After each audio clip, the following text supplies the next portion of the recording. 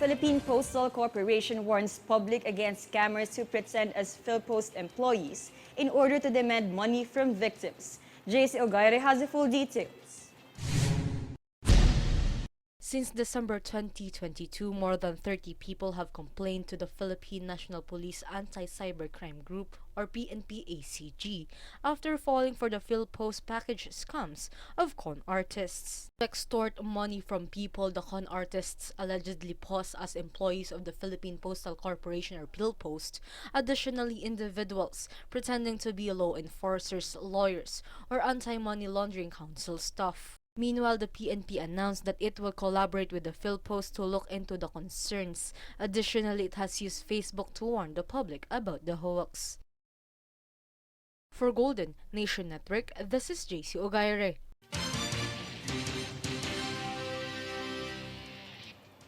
In other events, President Ferdinand Bongbong Marcos Jr. shared in a discussion at the World Economic Forum in Switzerland that Philippines acknowledges potential assistance to upgrade the national government's digitalization efforts. While the president showcased the country's improving cybersecurity system, it still eyes to intensify the state's digital infrastructure. Additionally, President Marcos Jr. noted that the government still needs to do better in keeping up with the growing digital economy.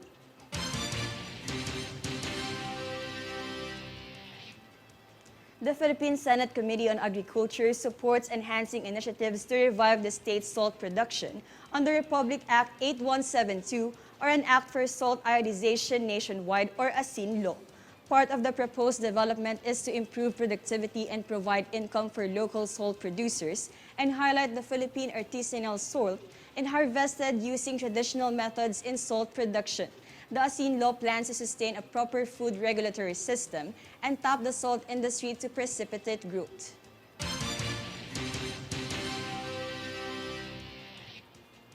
On to another report.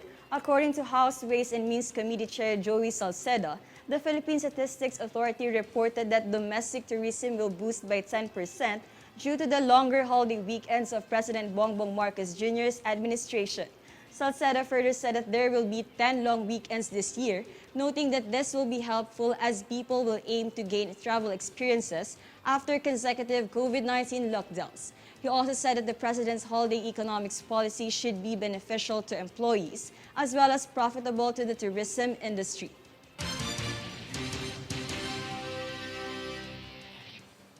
In a separate report, Camarines Sur Representative Luis Raymond or El Rey Villafuerte called to local government units to set up off-site SIM registration sites for users with limited access to internet. Representative Villafuerte believes that establishing off-site centers will expedite the SIM registration process before the deadline.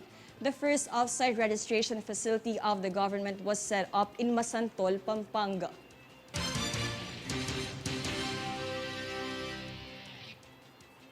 Senior Citizens Party List Representative in Congress Rodolfo Ompong Ordanes vows his continuous support in ensuring improvements in benefits for elderlies in the country. Max Gaspi fills us in with the details. According to the most recent Philippine Statistics Authority census, the number of senior citizens in the country has risen from 12 million a year ago to around 13.8 million. With the growing number of senior citizens in the country, Rodolfo Ompong Ordanes, Senior Citizens Party List representative in Congress, pledges his unceasing support in guaranteeing improvements in benefits for our elderly in the country. Ordanes stressed that with soaring prices of basic commodities, inflation is obviously rampant in the country. Being an elderly person will limit the work you are able to do, which is why the Senior Citizen Party List establishes programs such as livelihood assistance to our elderly to help them be able to survive the current inflation in the country. Ordanes also mentioned that he is highly promoting this program to the elderly to provide more options for sources of income besides savings and pension. Ordanes also takes pride in pushing for the passage of the Republic Act No. 11916, an act amending Republic Act No. 7432, entitled An Act to Maximize the Contribution of Senior Citizens to Nation Building, grant benefits, and special privileges, and for other purposes, as amended, and for other purposes. In this law, the social pension has also been increased from 500 pesos to 1,000 pesos per month. For Golden Nation Network, this is Max Legaspi.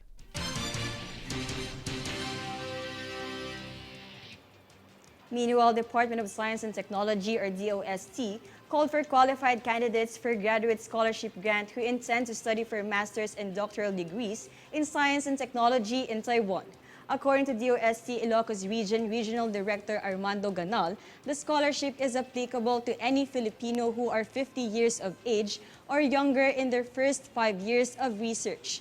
As the date for the request for proposals has not yet been set, the public was advised to frequently monitor the DOST website and DOST International Cooperation Facebook page for more updates, informations, and announcements.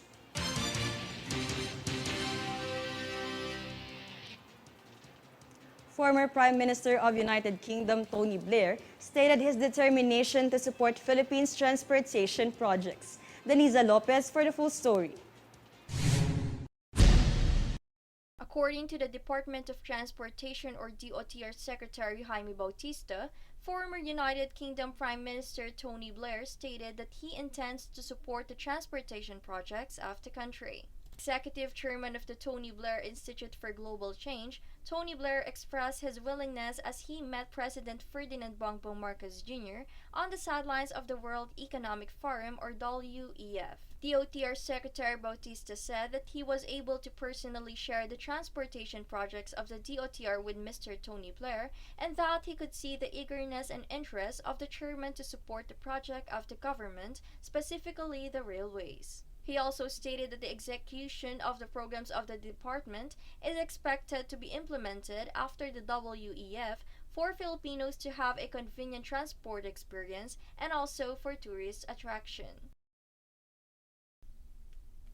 For Golden Nation Network, this is Daniza Lopez.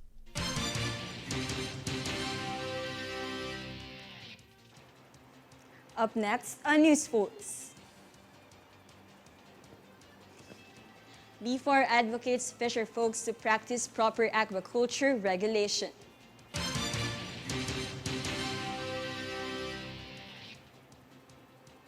Bureau of Immigration arrests 3 Chinese nationals wanted for economic offenses.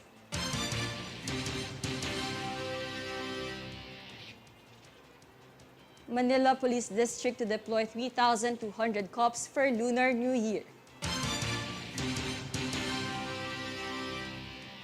Stay tuned for more stories and reports when News Force returns.